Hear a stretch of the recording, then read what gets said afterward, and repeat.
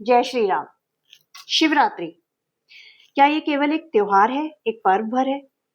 जी नहीं, ये है एक बहुत ही स्पेशल कॉस्मिक रात, एक ऊर्जा से भरी हुई ऐसी रात्रि जो एक अवसर है हमारे कार्मिक ब्लॉक्स को दूर करने का, हमारी चेतना को जगाने का।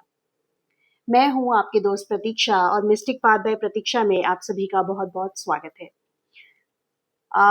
आज का ये वीडियो है, आप समझ ही गए होंगे, शिवरात्रि से संबंधित है। शिवरात्रि हम सभी मनाते हैं, बचपन से मनाते आ रहे हैं, लेकिन शिवरात्रि का जो आध्यात्मिक महत्व है, जो आध्यात्मिक अर्थ है, आज हम उसी पर यहाँ बात करेंगे। हम यहाँ इस वीडियो में आज बात करने वाले हैं कि शिव तत्व क्या है, शिवरात्रि क्यों एक रात्रि जागरण का पर्व माना जाता है, जबकि हमारे सनातन में जो है वो रात में पूजा नहीं की जाती। नॉर्मली हम लोग कोई भी कितना भी बड़ा पर्व हो, हम उसकी जो पूजा है वो शाम या रात को 8-9 बजे तक कर लेते हैं। लेकिन फिर ये शिवरात्रि में ऐसा क्या है कि इसमें रात्रि जागरण की रात बोली जाती है, साधना की रात बोली जाती है। तो वीडियो शुरू करें उससे पहले अगर आप लोग चैनल पे नए हैं तो चैनल को प्लीज सब्सक्राइब कर दीजिए, बेल आइकन प्रेस कर दीजिए जिससे कि आपको इसके नोटिफिकेशंस मिलते रहें। और जो मेरी mistake path by Pratiksha family है, उन सबका बहुत बहुत शुक्रिया। आपका सपोर्ट, आपका प्यार मुझे लगातार मिल रहा है। बस थोड़ा सा आप लोग कमेंट्स में कंजूसी कर जाते हैं। खैर कोई बात नहीं, जैसा आपको अच्छा लगे। ये चैनल आपका चैनल है, ये ग्रो करेगा तो आपका ही चैनल ग्रो करेगा। और मैं उम्मीद करती हूँ कि एटलीस्ट आज के वीडियो में ओम नमः शिवाय तो हम सब भगवान शिव के नाम पर एक अपनी हाजिरी लगा ही देंगे। तो चलिए शुरू करते हैं आज का ये बहुत ही खास वीडियो। तो शिवरात्रि बेसिकली शिवरात्रि यानी शिव की रात्रि। अब यहाँ समझने वाली बात यह है कि शिव क्या है। शिव ठीक है, हमारे भगवान है, त्रिदेव में से एक देव है, भोले बाबा हैं, बहुत सारे उनके नाम हैं, लेकिन शिव क्या है? तो शिव जो है वो अल्टीमेट ऊर्जा माने गए हैं, अल्टीमेट एनर्जी माने गए हैं। शिव जो है वो हमारी कॉन्शियसनेस को सिंबलाइज करते हैं, वो चेतना को जो है वो दिखाते हैं। तो शिव यानी चेतना, और रात्रि यानी चेतना की रात्रि, चेतना को, हमारी चेतना को, हमारी कॉन्शियसनेस को जगाने की रात। अब ये रात क्यों खास है? आप अगर ऐसे देखेंगे तो हम लोग मंडे टू मंडे भगवान शिव की आराधना करते हैं, उपवास कुछ लोग रखते हैं, कुछ लोग मंदिर में जलाभिषेक करते हैं, करते ही रहते हैं। लेकिन शिवरात्रि को इतना पावरफुल, वो भी महाशिवरात्रि को क्यों माना गया है? तो उसका एक कॉस्मिक रीजन भी है। आप अगर देखेंगे ये जो रात है ये फाल्गुन मास की कृष्ण पक्ष की चतुर्दशी के दिन मनाई जाती है, और उसके बाद अमावस्या है। तो जो चांद है, जो ऊर्जा है चांद की, वो ऑलमोस्ट वो इनविजिबल है, वो ऑलमोस्ट अमावस्या की तरफ बढ़ चुका है। और अमावस्या या न्यू मून हम किससे जोड़कर देखते हैं? जैसे कि पीछे भी हम अपने वीडियोस में बात करते रहे हैं, अमावस्या को, न्यू मून को एक न्यू बिगनिंग से जोड़कर देखा जा सकता है, एक रीसेट से जोड़ के देखा जा सकता है, एक रीस्टार्ट से जोड़कर देखा जा सकता है। तो यही कारण है कि ये जो रात है इसमें नेचुरली जो हमारी जो चेतना की जो ऊर्जा होती है वो स्वाभाविक रूप से वो ऊंची होती है, उठ रही होती है, हाई होती है, हाई वाइब्रेशन में होती है। तो ये एक अवसर हमें दिया गया है कि इस दिन अगर हम अपनी ये भौतिक सुखों की चीजों को छोड़कर अगर हम आत्म जागरण के लिए कोशिश करें, अपनी चेतना को जगाने के लिए कोशिश करें, तो ये एक नई शुरुआत हमारे जीवन में हो सकती है। तो ये उसका हुआ कि वो इस रात का क्या कॉस्मिक जो है वो एनर्जी रहती है, और क्यों ये इसलिए इसको जागरण की रात कहा जाता है। ठीक है, अब आता है कि हम सब जानते हैं कि शिवरात्रि की माँ पार्वती जी और शिव जी का उस दिन विवाह हुआ था। तो ये तो एक हो गई एक छोटी बात कि ठीक है, उनका विवाह समारोह हम मनाते हैं, ये हो गई नॉर्मल बात। अब सवाल ये है कि शिव और शक्ति, पार्वती माँ को शक्ति भी कहा गया है, माँ शक्ति का स्वरूप है। तो शिव और शक्ति के मिलन की रात है, ये तो हम सभी कहते हैं।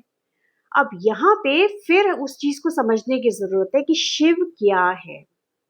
तो शिव जो है वो बेसिकली कॉन्शियसनेस है हमारी, और शक्ति जो है हमारी ऊर्जा है, हमारी एनर्जी है। यानी हमारी कॉन्शियसनेस से, हमारी चेतना से को जागृत, यानी जागृत होने पे क्या होगा, शक्ति, यानी हमारी चेतना का हमारी शक्ति से मिलन की रात है। तो इसलिए इस रात को, शिवरात्रि को, जो बहुत सारे साधक हैं, जो योगी हैं, जो इस तरीके की चीजों में अपनी हायर सेल्फ से जुड़ना चाहते हैं, वो इस दिन रात में जागरण करते हैं। जागरण का एक प्रावधान है। और उस जागरण में क्या किया जाता है? उस जागरण में ध्यान, मेडिटेशन, आपका नाम जाप हो सकता है, शिव जी का चैंट हो सकता है। ये सब इसलिए किया जाता है कि हमारा जो सबकॉन्शियस है वो एक्टिवेट हो जाए, और हमारी जो कॉन्शियसनेस है, हमारी जो चेतना है, वो जागृत हो, और हम खुद से भी साक्षात्कार कर सकें, अपने अंदर भी हम झांक कर देख सकें। तो ये इसका एक इसका महत्व है। इसीलिए इस रात को प्रार्थना की रात माना जाता है, साधना की रात माना जाता है, आत्म जागरण की रात माना जाता है। ये बात हुई आपका इस दिन क्यों जागरण किया जाता है। अब बात करते हैं शिवलिंग। तो शिवलिंग भी एक सिंबल है किस चीज का? शिवलिंग का जो ऊपर मतलब एक तो ये अनंत ऊर्जा का प्रतीक है। शिवलिंग जो है अनंत ऊर्जा के को सिंबलाइज करता है। उसके बाद जो उसका ऊपर का हिस्सा है, उसे आप मानिए वो सिंबलाइज करता है आकाश तत्व को या आपके हायर सेल्फ को। और जो नीचे वाला हिस्सा होता है वो आपका सृष्टि कहलाता है, सृष्टि का को सिंबलाइज करता है। तो जब हम शिवलिंग के ऊपर कोई चीज हम चढ़ा रहे होते हैं, इस दिन अर्पित कर रहे होते हैं, हम सब जाते हैं शिवलिंग, शिवरात्रि पे जल चढ़ाते हैं, शहद चढ़ाते हैं, पंचामृत चढ़ाते हैं, बहुत सारे फल, बेल पत्र, धतूरा, ये सब चढ़ाते हैं। लेकिन वो केवल बहुत सारे लोगों के लिए, जो मंदिर में इतने धक्का मुक्की होती है, इतनी भीड़ होती है, उसमें बहुत सारे लोग ऐसे होते हैं जो इसे केवल एक रिचुअल के तौर पे करते हैं कि बचपन से माँ ने, दादी ने, नानी ने बताया कि ये जल भोले बाबा पे चढ़ाना है, हम जाके उसको चढ़ा के आ जाते हैं। पर एक्चुअली उसका असली अभिप्राय क्या है? बेसिकली जब हम उस पे ये सब अर्पित कर रहे हैं, तो हायर सेल्फ पे हम अपना क्या सरेंडर करें? हम अपना जो भी हमारा फियर है, हमारा गिल्ट है, हमारा गुस्सा है, हमारा डिससेटिस्फेक्शन है, वो हम वहां पे चढ़ा रहे हैं। और वो जो है शिव तत्व में विलीन होकर वो हमारी जो बुद्धि है, हमारा जो मन है, उसको शुद्ध कर रहा है। तो इसलिए उसे चढ़ाने का जो मेन अभिप्राय है, वो उसका सही अभिप्राय ये है कि हम शिव जी के आगे, हम भोले बाबा के आगे सरेंडर कर रहे होते हैं अपनी परेशानी को, अपनी जो भी हमारी ऐसी कामनाएं हैं जो पूरी नहीं हो रही हैं। हम कह रहे हैं कि प्रभु अब हम आप पे, आपको समर्पित कर रहे हैं और हम सरेंडर कर रहे हैं। अब आप ही इसको संभालिए, जो उचित हो हमारे लिए। अब आप ही हमें रास्ता दिखाइए, आप ही हमारा मार्गदर्शन करिए। तो ये उसका एक मतलब है। हालांकि मैं अभी इस वीडियो के बाद एक वीडियो इस पे भी लाने वाली हूँ कि बेलपत्र चढ़ाने का क्या मतलब है, धतूरे का क्या अभिप्राय है, और शमी के जो पत्ते अर्पित किए जाते हैं उनका क्या सिग्निफिकेंस है, शहद किसके लिए होता है। ये भी एक वीडियो मैं अब इस वीडियो के बाद लाऊंगी। और एक और वीडियो इसमें आएगा जिसमें कि शिवरात्रि से जुड़ी हुई वो कुछ रेमेडीज होंगी, कुछ क्विक फिक्स रेमेडीज होंगी जो आपकी लाइफ के कुछ ब्लॉकेजेस को, कार्मिक बैलेंस को, ये सब में आपको हेल्प करेगा। तो आप चैनल पे बने रहिएगा। आपको आने वाले समय में ये 2 वीडियोस शिवरात्रि से रिलेटेड और मैं लेकर आऊंगी। अब बात कर लेते हैं कि जब मतलब जो हम दे रहे हैं वहाँ पे, जो हम चढ़ा रहे हैं, अर्पित कर रहे हैं, तो वो एक तरीके से हम, अगर उसका सिंबॉलिक मतलब ये भी है कि हम अपने अहंकार को, अपने गुस्से को, अपने फ्रस्ट्रेशन को वहाँ पे जो है वो शिव जी के ऊपर, मतलब उन्हें हम सरेंडर कर रहे हैं और हम वहाँ पे निकाल रहे हैं कि हमारा, हम अब ये सब छोड़ रहे हैं और अब आप ही हमारी नैया पार लगाइएगा। लेकिन हम में से कितने लोग इस तरीके से वहां जाके पूजा करते हैं? इनफैक्ट उस दिन तो वहां पूजा भी ऐसी होती है कि जल किसी और के ऊपर चढ़ जाता है, बेलपत्र किसी और के ऊपर गिर जाता है, ये वाली हालत होती है। तो उसमें वो भाव बहुत बार कहीं पीछे छूट जाता है। तो ये तो हुआ इसका आपका महत्व। अब जागरण, जैसा कि पहले बताया, जागरण क्यों अच्छा है, क्यों ज़रूरी है? अगर आप पूरी रात नहीं भी जाग सकते हैं, तो आप बस 1 घंटा अगर उस दिन मेडिटेशन कर लेंगे, या मेडिटेशन नहीं आता है और आप केवल ओम नमः शिवाय का चैंट ही कर लेंगे, माला पे कर लें, बिना रुद्राक्ष की माला पे, या रुद्राक्ष की माला पे नहीं कर रहे हैं, तो आप कहीं भी बैठकर ऐसे ही आप चैंट करते रहें, ओम नमः शिवाय, ओम नमः शिवाय, ओम नमः शिवाय। तो ये माना जाता है कि ये पूरे साल आप जितना मेडिटेशन और जितना आप पूरे साल जो जाप कर रहे हैं, उसके बराबर ये केवल एक इस दिन किया गया 1 घंटे का जाप आपको वो परिणाम दे देता है।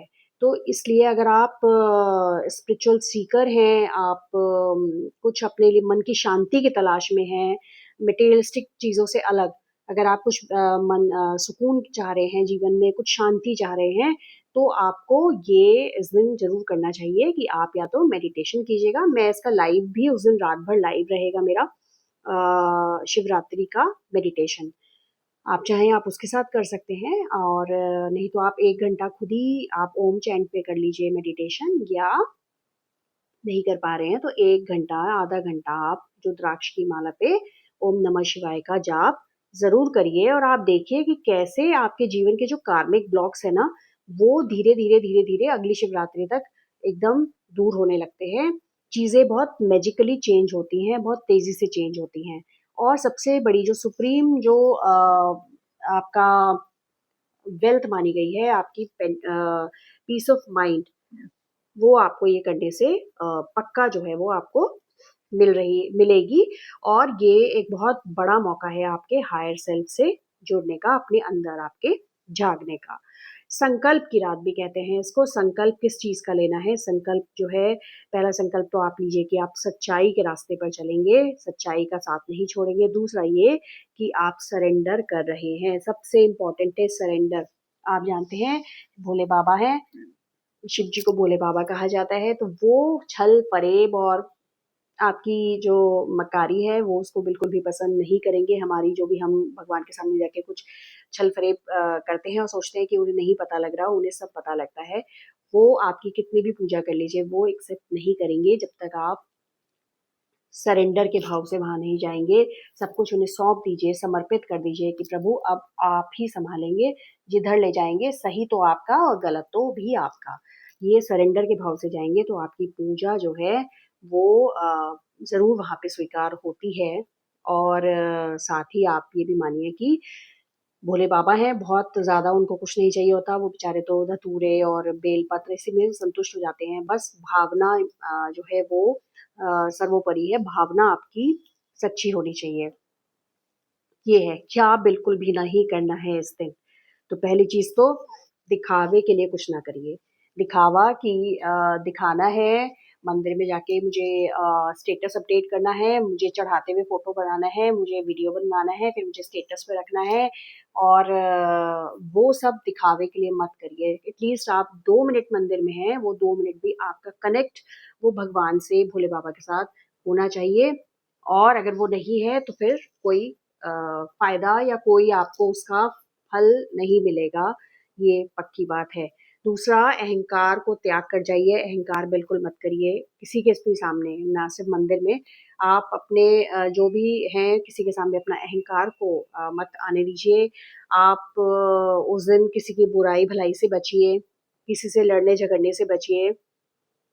और किसी ज़रूरतमंद की सेवा हो सकती है, उसको अगर ज़रूरत है और वो आपके पास माँगने आ रहा है, तो उसको भगवान के आगे कुछ माँगते रहने की बजाय, उस दिन आप अगर कोई आपसे कोई याचना लेकर आ रहा है, कोई माँग रहा है, कोई मदद माँग रहा है, तो उसकी खुले दिल से मदद करेंगे, तो आप देखिए बिना माँगे ही भोले बाबा कैसे आपकी झोली भर देंगे।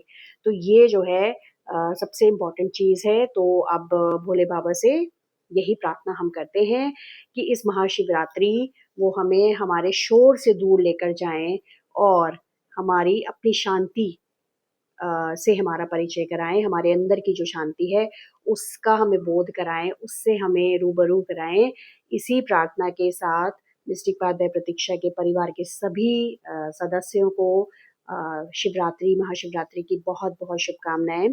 महाशिवरात्रि के कुछ इसी तरीके के वीडियोज़ जो हैं वो आगे भी आपके सामने लेकर आऊँगी और उम्मीद है कि आप लोग का प्यार ऐसा ही मिलता रहेगा। जय श्री राम।